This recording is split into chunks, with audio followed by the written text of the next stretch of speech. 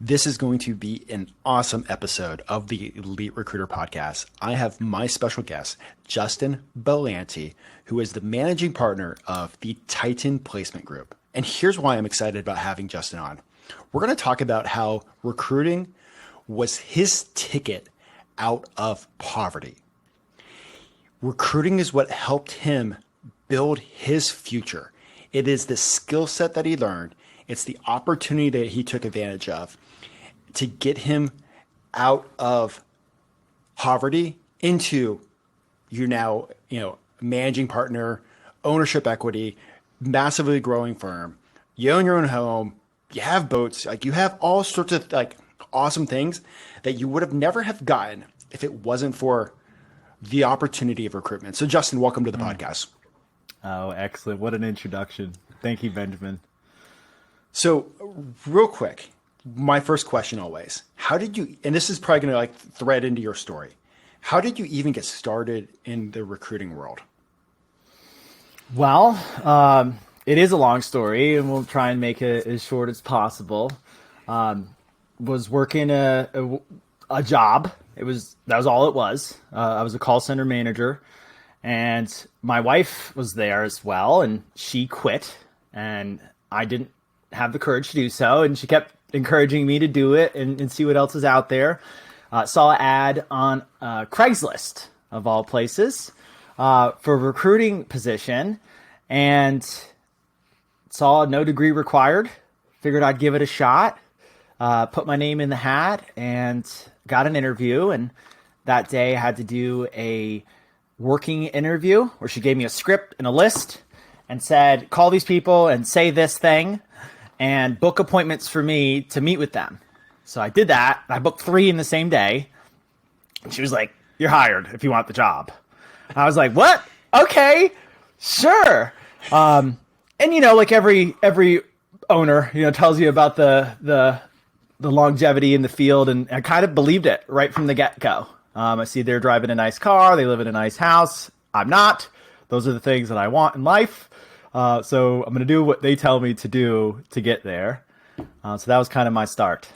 And when you mentioned something earlier, you highlighted the fact that it was no degree required. Do you have a college degree? I don't. I went to the School of Hard Knocks. Everything I have and everything I've achieved has been through the experiences that I've had in my life. Nothing in my life is born, more built, if that makes sense. And I know there's many recruiting firms out there that look for that checkbox of the degree, but you've been a highly successful recruiter and you skipped that whole process. Yeah. And that's kind of changed my whole thought process when it comes to being a business owner, right? I at first thought I would apply my recruiting skill set to find recruiters. And I kind of had to tweak that several times in the past 9 months to now where it's like, I just want to find a good person that's, someone who honors their commitments and is willing to do what is required to be successful. Awesome. And real quick, before we jump into the podcast, the Titan Placement Group, talk about that. Yeah. So it's always been a dream of mine. I told my wife 10 years ago, this could be my ticket out of poverty, right? And it truly worked out to be that way. And the goal has always been to own my own firm. My colleague, Gary, and I got really close at our last firm, and we created what our old owners called a business within the business.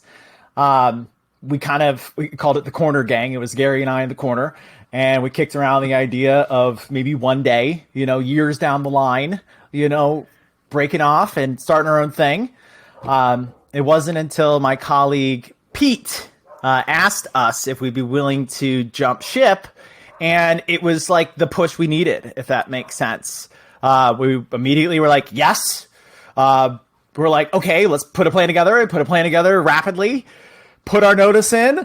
And we had 6 months of a non-compete. So we couldn't work for 6 months. And I consider myself a pretty honorable man. And we honored that commitment. Did everything we could within reason during that time frame. And then 6 months later, October 18th, Titan Placement Group was born. And you guys are have one office, a bunch of recruiters. I know you guys are shopping for a second office now because you guys are like dealing with a problem of actively growing and too much business. Is that? That pretty much sums it up. We created our own problem. We knew we were good at business development, and it's something we do and try to do every single day. So what happened is we thought it would take, 6-9 months, a year to get an established client base. Within, I don't even know, 90 days, we had like over 100 recs with like good, solid, high fees in places that have a solid candidate pool. And it was like, we're just 3 people. There's either we just forego all of the placements, or we gotta grow this thing. We gotta grow this thing now, and that's kind of been our problem. We've been trying to solve, and not a bad problem to have, I'd say. And what space are you guys in? Healthcare only. Okay. Typically, nurse practitioners, the dentistry field. So that's dentists and hygienists mostly. And then we work a lot with community-based nonprofits, federally qualified health centers, and acute care hospitals. That's pretty much our bread and butter. Fantabulous. And you mentioned that, okay, you guys are good at BD, and you guys do BD every day. I want to talk about business development since it's a hot topic right now in 2023 because not everybody is seeing success. What are you guys doing on the business development side of the house to keep winning work? Well, I think your last guest hit the nail on the head, Trisha. Consistency, right? I think the joke is that I'm not better at this job than anybody else. It's just that I do the same thing every day, maybe just a little bit more, right, than everybody else. And then that adds up over time. And then they're like, Justin's the best. And it's like, no, I just do it every day. And because I do it every day, the language that I use improves on a daily basis. James Clear, 1% better every day. And I really, try to do that on a consistent basis. So number one, I'd say consistency is probably the main reason of why we've had a ton of success. Okay. Let's jump into like some actionable insights a little later on. I want to go back into your story. So, I know poverty. I know some of the things you've also mentioned to me is the impact of health on your success too. Do you want to talk about that real quick? Yeah, sure. So I grew up in the underserved population, and I also, when it comes to the underserved population, there's not a lot of clarity and knowledge when it comes to health, right? So I thought health was just eating, 3 times a day, not necessarily what you eat. We had the food pyramid in grade school. And I did a lot of activities, extracurriculars, I was in wrestling and that, and I gained a lot of weight. I think genetics, is definitely dealt me the card of a weight gain. I got up to about 350 pounds right around the time I was about to graduate high school. And I tried to join the military. My plan was to do the Navy. I was in JROTC, so I was going to get like a special promotion and all this extra goodies. Lost 150 pounds from running every day. And believe it or not, the Bureau of Medicine wouldn't let me in because I can't eat shrimp. Yeah. Bizarre, I know. And they're like, you could try again when you're 28. So I was like, okay.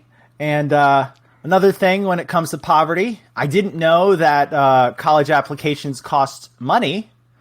So here I was, a couple months away from graduating, didn't get into the military, lost the weight. So found a job, found recruiting, found my wife. I got what's called fat and happy, right? Love eating, love drinking good wine. I know you can relate. My wife likes to cook. I like to eat. It's a match made in heaven. But you fast forward, 9-10 years, and I put on another 100 pounds.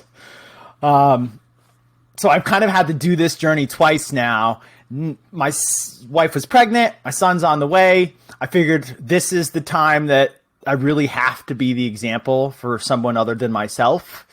So since August of last year, I've lost about 90 pounds.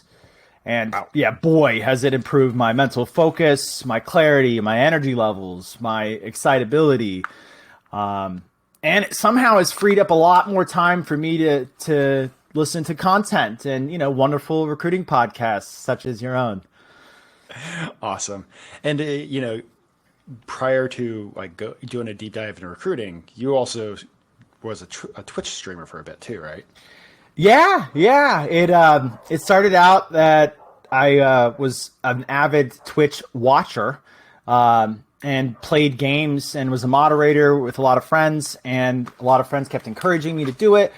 And I was like, okay, I'm already playing games, I might as well. And the goal was to create a community of couch streamers, people that just, sit on their couch and play video games. So essentially, created a little community. Little did I know, it was kind of recruiting as well, right? You kind of the jokes, I make friends for a living. So I got to make friends playing video games, and then I was making friends at work, and it started to take off at the same time my career in recruiting was taking off.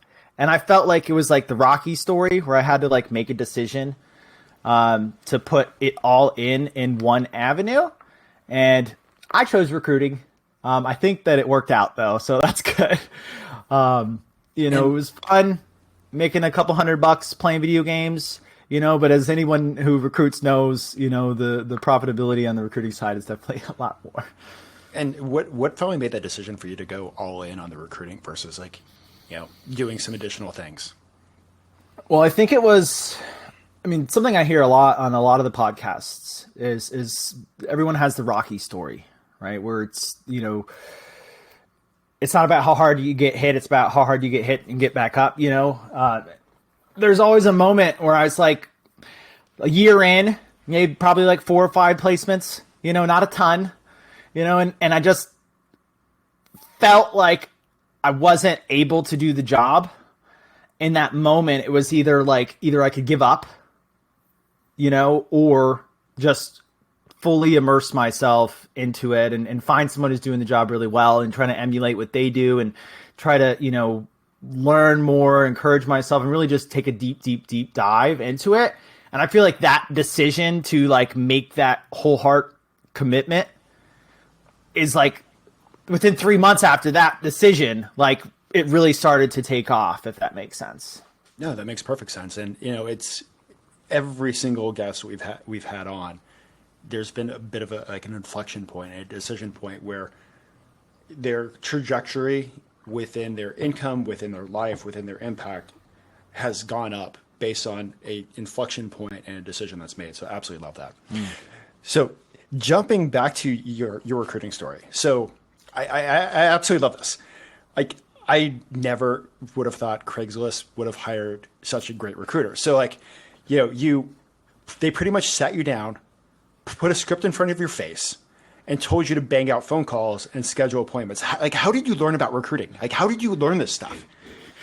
Yeah, so I was taught by an old school headhunter from MRI. She used to be an HR manager at Target as well. So for her, it was just headhunting.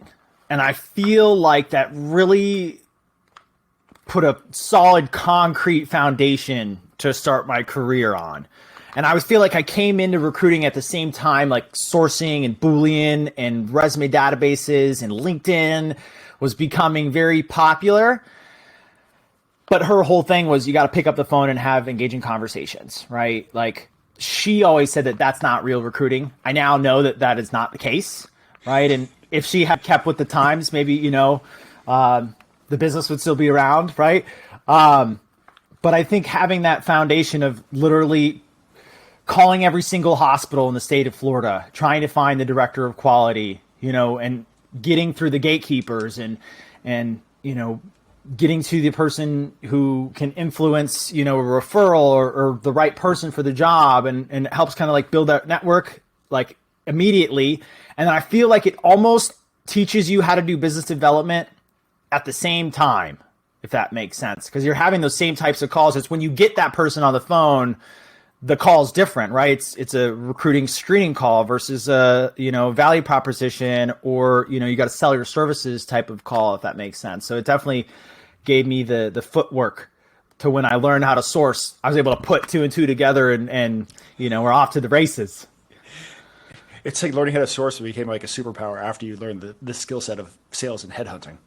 Right. Well, because the least desirable part of the job, I think, is picking up the phone and calling people aren't going to want to pick up the phone and answer, right?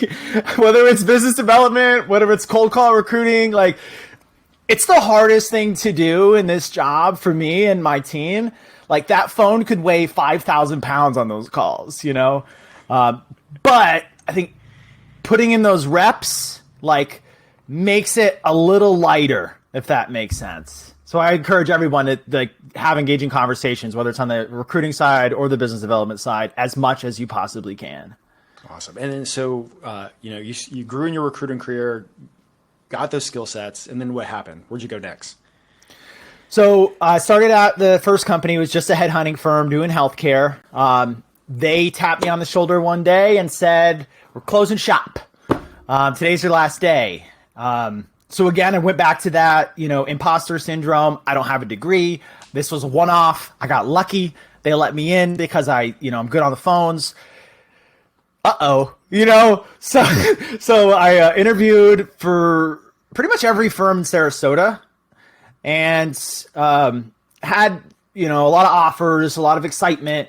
And I started to really evaluate what they're providing to me as a recruiter and found one that was going to teach me all of the technology side that I don't know and provide me with all the resources that I needed to be successful, and wanted me to come in and teach the team how to headhunt.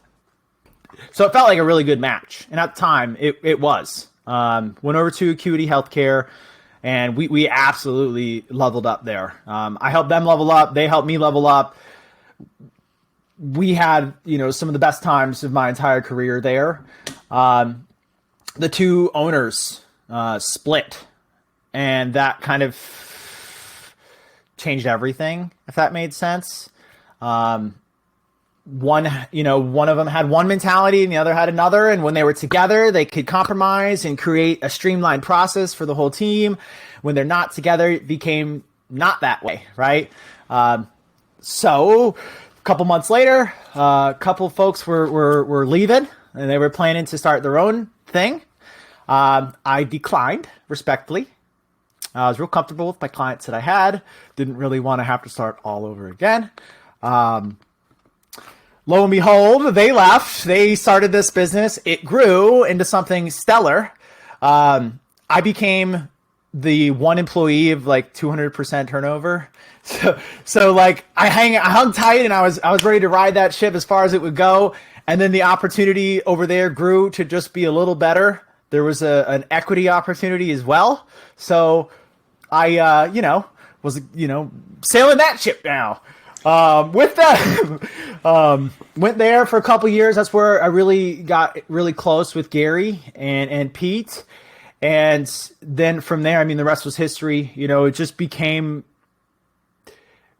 it was just a decision I had to make when my son was coming, basically. It was if I'm going to make this leap of faith, it has to be now. Because I'm a huge proponent of responsibility. I think that's the reason why I've been so successful, is I just kind of take it all, if that makes sense. Sometimes maybe good, sometimes maybe not. But knowing myself and knowing that I wouldn't want to take that kind of risk, having the responsibility of another human being to support, I figured now's the time. Took the leap of faith, and the rest is history. That's awesome. And that's a great story of how you learn the recruiting skill set, and all the way to you being an owner of a company. Oh yeah, it's just the beginning, Benjamin. Well, that's going to be exciting. We're gonna have to bring you back in a year from now, see where you guys are going. 5 offices. Wow. Yeah, right. That'd be so cool. The vision is 40 recruiters. So we walk into the building, we say hi to the security guy. "Hey Jim, how you doing?" "I'm doing great, Mr. Bellante. How you been?" "Excellent." Walk into the elevator, up the elevator. It's way up there. It takes a while to get up there. Door opens up right to our floor. And then the joke has been, it's like a professional Wolf of Wall Street, where it's like desk on desk on desk on desk. There's, cash bonuses flying everywhere. There's, everyone's hitting the gong, every time they make a successful hire. Lots of energy, lots of excitement. That's the vision. And we're going to see it through for sure. And we're gonna come back to talking about vision and the power of actually having a vision. But want to go over, and I promise the listeners, we're going to talk about sales. Let's talk about business development. Let's talk about how to bring in more money in your pocket this year. So you talked about consistency and the impact of being consistent. What are you actually being consistent with? So a couple things. Number one, discovery. So constantly evaluating new healthcare organizations. There's 8,000 counties in the country, right? Every county has at least one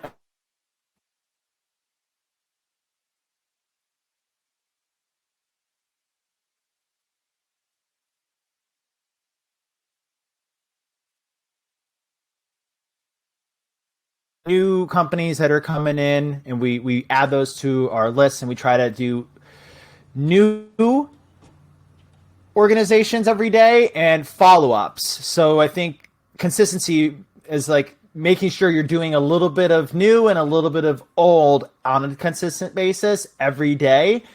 And then follow-up too, I feel like, is really where the crux of it all is. They say the number one thing that a salesperson fails to do is follow up, right?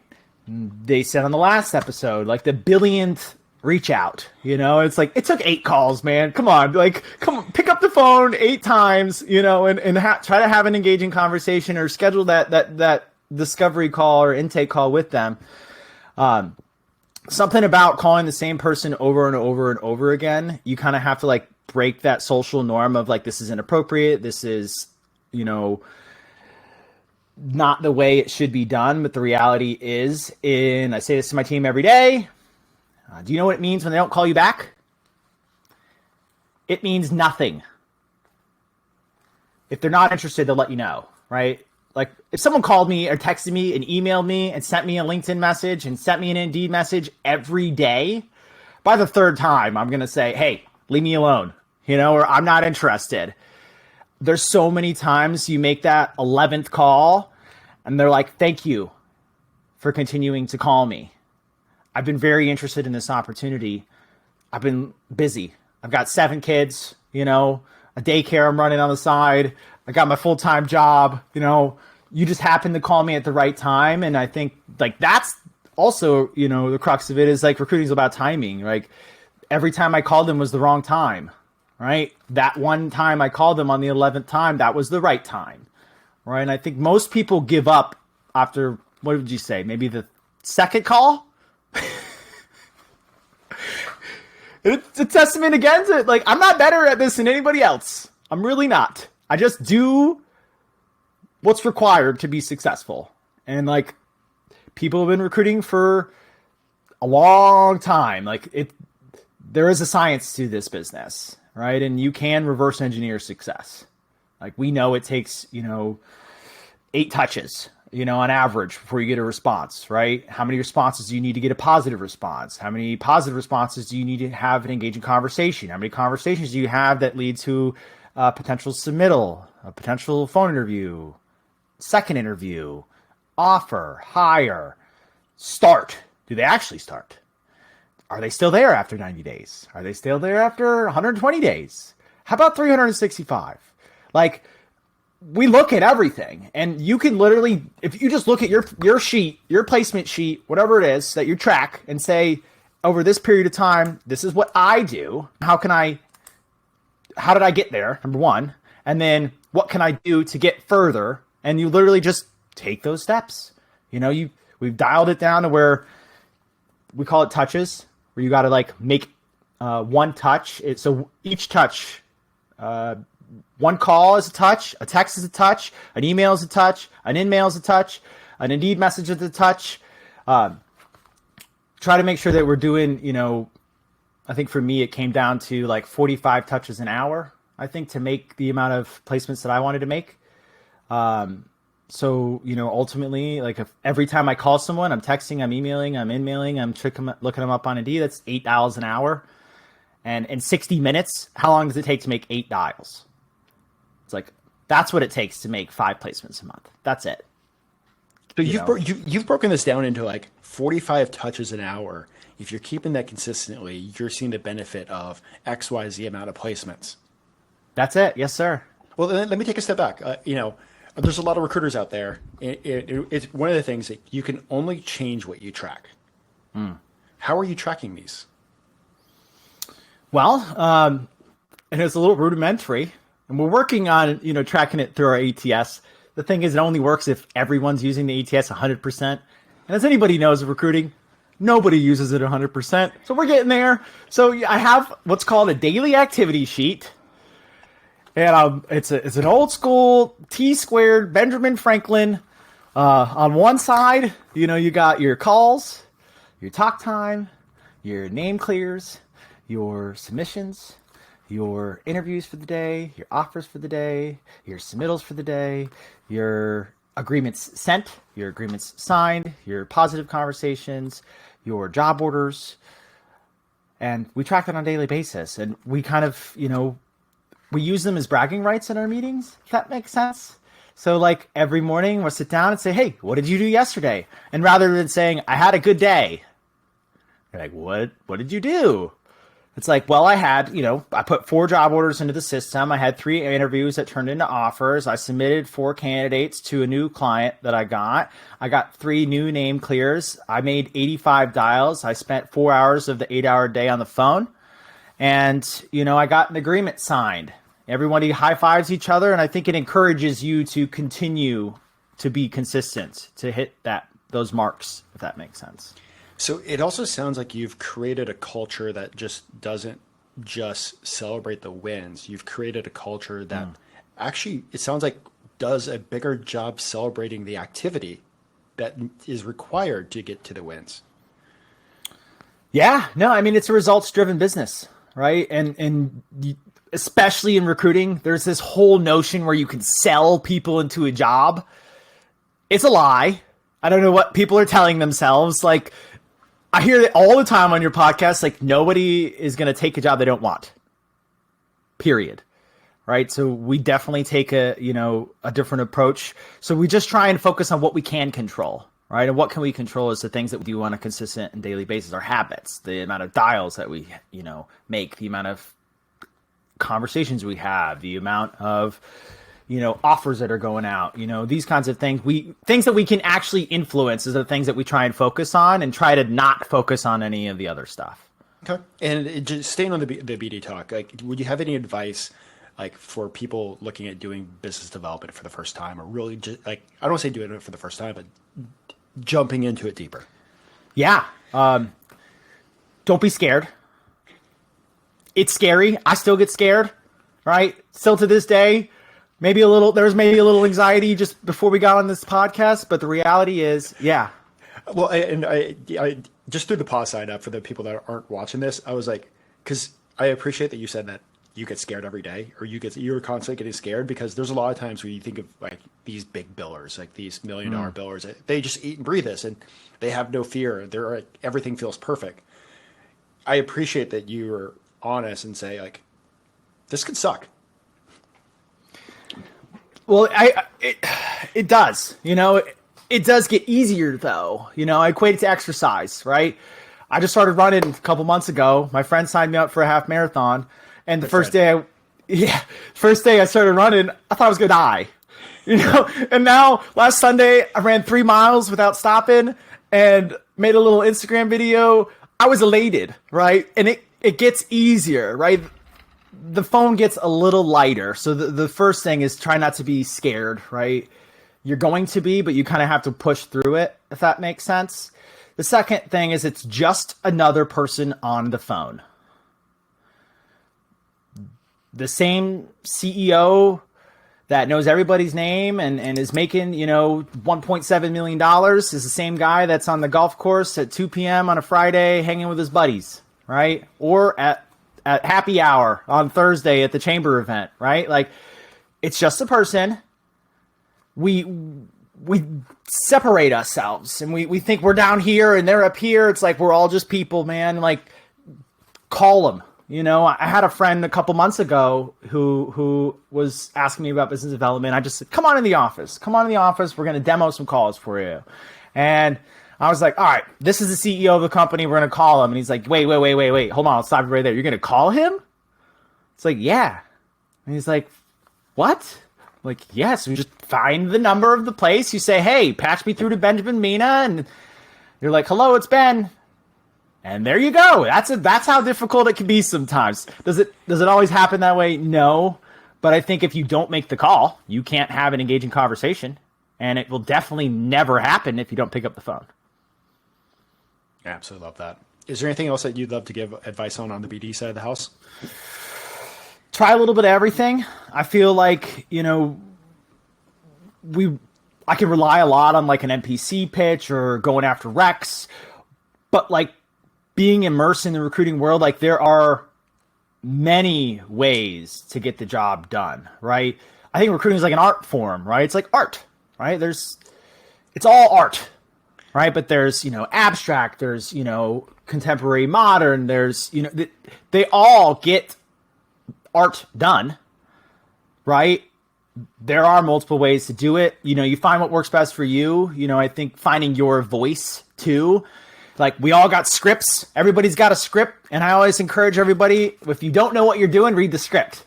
If you start to feel like you know what you're doing, say it like you would say it, right? That's another piece too, is it has to be your voice, right? It can't just be your boss's voice, if that makes sense. So that's a critical part for sure. I could go on business development forever. I hate it. It's like a love-hate thing. It's my least desirable part of the job when I'm doing the business development, but when that person says, yes, I want to work with you, that is my favorite part of the job. So, two sides of the same coin, yin and yang, but if you don't pick up the phone, you're not going to have those conversations. That's for sure. Well, and I know we were kind of chatting before we actually hit record, and I'm shifting gears a little bit. And with your story and how you've grown through your recruiting career, you've had people that have been in your corner and mentors, and you've done a good job absorbing information. You've done a good job finding information. What has been the impact of mentorship on your recruiting journey? It's actually been like everything, really, and a lot of the people that have helped me didn't have to, right? And I don't know what it is about recruiters, but recruiters like helping people. I do too. And I joke that, like, I say it all the time, but it's like, it's not just something that I say. Like, literally anyone who's ever asked me for help, like, I'm there, right? But having someone, I've had someone basically my entire career.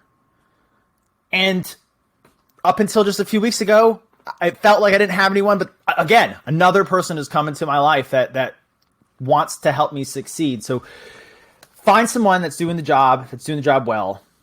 And sometimes you have to, like, get your mentor to be your mentor, if that makes sense. Like, I had my colleague, Jason, he's one of our top guys now. And I worked with him at my first firm, and he kind of took me under his wing. And every time I'm working on one of his jobs, I'd say, hey, Jason, I finally found you a good candidate. He'd be like, all right, how soon is he looking to start a new position? He'd be like, I don't know. He'd be like, all right, well, call him back, or what is he making? I don't know. I just think he's good. It's like, okay, well, call him back. How long has he been in his current position? I don't know. He's doing it now. All right, call him back. To have someone to, like, spend that time with me, it was crucial. And then kind of gave me my footwork. And then at Acuity, Robert took me under his wing for a long time, one of the owners. Bill as well, kind of like sat with me when they didn't have to, right? They kind of went above and beyond. But I didn't, like, just show up and, they were like, oh, if that makes sense. Like, I had to constantly ask questions and constantly show them that I want the knowledge, right? And then they saw that and saw that in me and took the time. From there, Steve Anderson ended up coming on board. He works for a huge company called ChedMed now. He finally, similar story to mine, started from nothing. Now he's a, VP of TA for this, multi-million dollar healthcare organization. He kind of took me under his wing and showed me that, that confidence that you feel like, the imposter syndrome that you get all the time. I still get it all the time, but to show me a little bit more that like you kind of have to lean into yourself and believe in yourself, right? That's kind of like a big part of anything in life, right? It's if you're only going to get as far as your beliefs, right? Limited belief system. So I, started to believe it a little bit more. Next thing you know, I started making more placements, moved, from there to the next organization where they showed me a lot more of the business and operational side, which really, they didn't have to. They took me under their wing. They showed me. And then now, someone who's not even connected in the recruiting space at all, but has been a longtime friend of mine, very successful business owner, has kind of taken us under his wing. And, every couple mornings I get a podcast sent to me or a quick quote, that kind of helps carry me on throughout the day, because I know a lot about recruiting, but I really don't know much about business. And I'm learning as I go. So it's been critical for me to have someone in my court, cheering me on throughout my entire career. Awesome. And it's one of the beautiful things about mentors is like the way technology works nowadays. I remember when I first started at Aerotech years ago and they were going to get rid of me, and I, looked at the biggest billers list that came out every Wednesday and started calling down that list. This was the early days of LinkedIn. Like people weren't on there, but now you have access, you have virtual access to people that you can learn from on a constant basis, which is what I absolutely love. Like I have like my hidden mentors or people that I just like kind of like follow all the time. There you go. They don't even know they're mentoring you. No. Pretty much, but that was actually some of the stuff that helped like us go on our own. Was those like digital hidden mentors? Is like, all right, well, you did this, let me emulate this. You've shared this story, and that's like one of the things that I love about this podcast is the sharing of the stories to help other people out. So Justin, thank you for sharing all that. No, heck yeah, and I can relate. Every one of the people who come on here is a new mentor for me, and I've learned a ton. And only the past 3 months that I've been listening, I've listened to every single one since, and man, there's some nuggets there for sure. Awesome. Well, Justin, before we jump into the quick fire questions, is there anything else that you would love to share? Yeah, I think just to reiterate kind of what we discussed, I mean, try not to live in the fear, right? You got to push through the fear. You got to be as uncomfortable as you possibly can, right? That's where growth comes from, right? And I think recruiting a lot of the times, your success is up to you, which is a different concept than pretty much every other job, right? With our business, like you don't get paid for showing up, right? You get paid for doing the work that is required to be successful.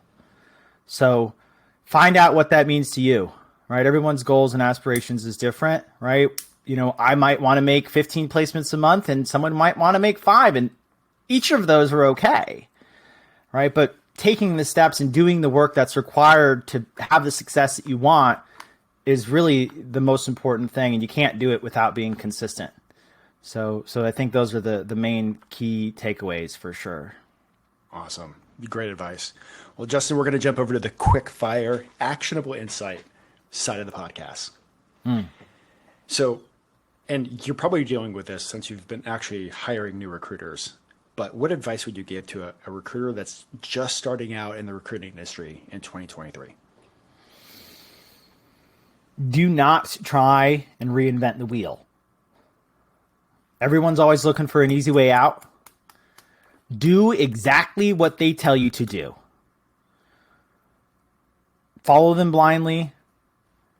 After a year, you can start thinking about, ways to improve the process, right? I think that's critical though. Everybody that we've brought on has been like, oh, I have this idea and I have this idea. And like, I love hearing your ideas. Some of them are actually pretty good, but the reality is like, you kind of have to learn to walk before you can run. So start the walking, learn how to walk, give it some time, and then we'll get to the running. I think that's great advice. I mean, one of the things that when I first started out as a recruiter, I thought I could help everybody. I thought that was my job. Like But then they sat me down. They're like, you only get paid if we place somebody. And I'm like, oh, okay. Yeah. Yeah. It's important. You got to be a little selfish, right? I think putting goodwill out there is important, right? I think you want to be helpful, but you got to put your mask on first, right? When the plane's going down, you put your mask on before you put anybody else's on. As long as you're breathing, then you can help somebody else out. Great advice. So same question, but for experienced recruiters, recruiters that have been in the industry 5, 10, 15, 25 years. What advice would you give them to be successful? So this could be a little counterintuitive. Think less. I have to tell myself this all the time. When I'm doing business development and I see a company that I've seen 1,000 times and I've called them 100 times and they told me they don't work with recruiters, the reality is they didn't work with recruiters then. And I see these companies when I'm doing my business development all the time, and I think they don't want to work with recruiters, so I don't even call them. And then we bring on brand new recruiters that don't know what they're doing at all. And they're like, hey, just landed this, 100 office organization that has 100 recruiters. And you're like, I have decided not to call them because I've been overthinking. And I think the more experience you get, the more you try and make decisions based on your experience, when you really should just think less. Great advice. I'm a habitual overthinker.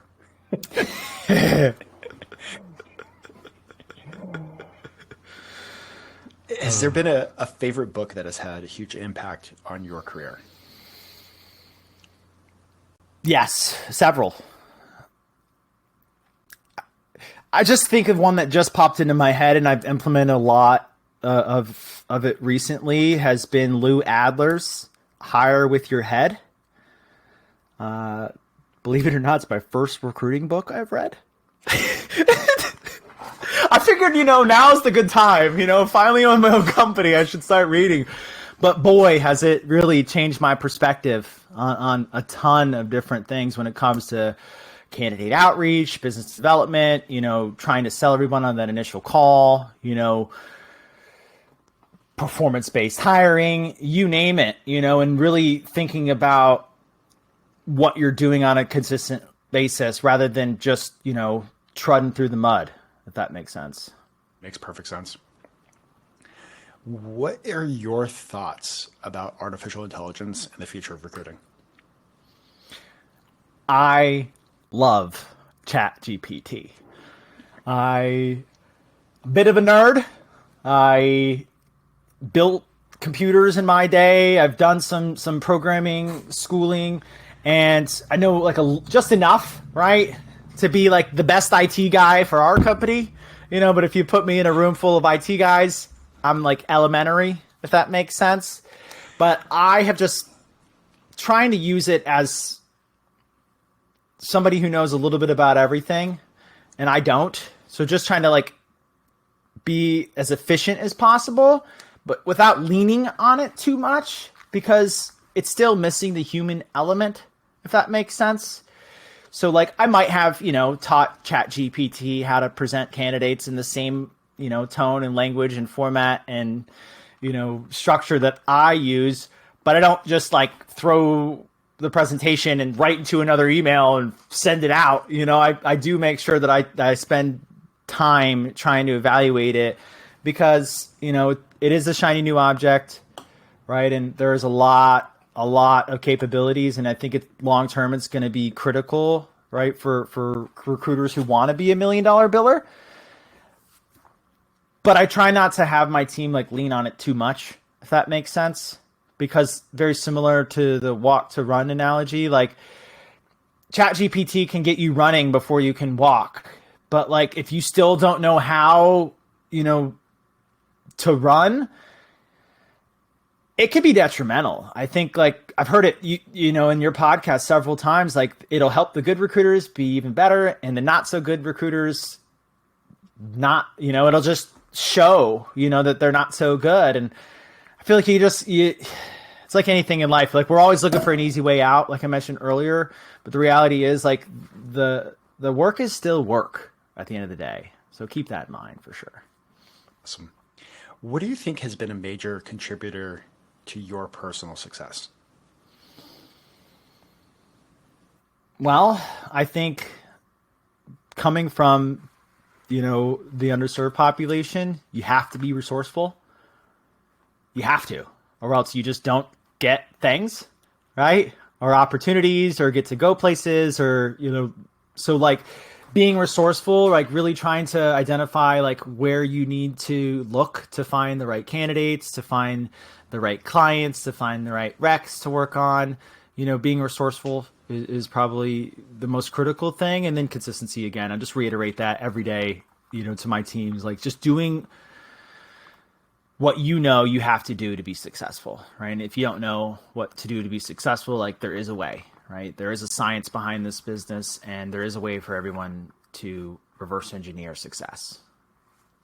And Justin, this is my favorite question. With everything you know now, the experiences, the ups and downs, if you can go sit down, have a cup of coffee with yourself when you're just starting your recruiting career, what advice would you give yourself?